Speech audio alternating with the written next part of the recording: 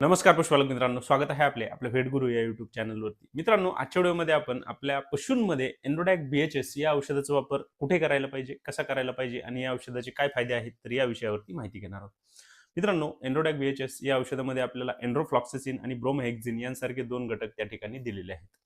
मित्रांनो, आपण या एन्ड्रोडॅक BHS या औषधाचा वापर आपल्या शेळ्यांमध्ये, मेंढ्यांमध्ये किंवा त्यांच्या पिल्लांमध्ये त्या ठिकाणी करू शकतो. मित्रांनो, आपल्या या शेळ्या मेंढ्यांमध्ये आपल्याला जर वारंवार सर्दी होत असेल, त्यांच्यामध्ये जर वारंवार खोकण्याच्या समस्या असतील, त्यांच्यामध्ये जर कफ होत असेल, तर त्या ठिकाणी आपण या लिक्विड एन्ड्रोडॅक BHS या औषधाचा वापर आपल्या पशूंमध्ये करून त्यांच्यामधील या समस्या दूर त्या ठिकाणी करू शकतो.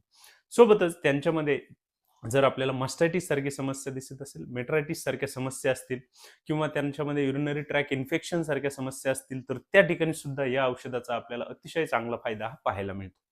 मित्रांनो, आपल्याला जर या लिक्विड एन्ड्रोडॅक BHS या औषधाबाबत संपूर्ण माहिती पाहिजे असेल, या औषधाचा आपण वापर कसा करायचा, याचा डोस कसा द्यायचा, याचा वापर कुठल्या पशूंमध्ये करायचा, तर त्याचा व्हिडिओ आपल्या YouTube चॅनलवरती अपलोड केलेला आहे. आपण तो नक्की पहा. धन्यवाद.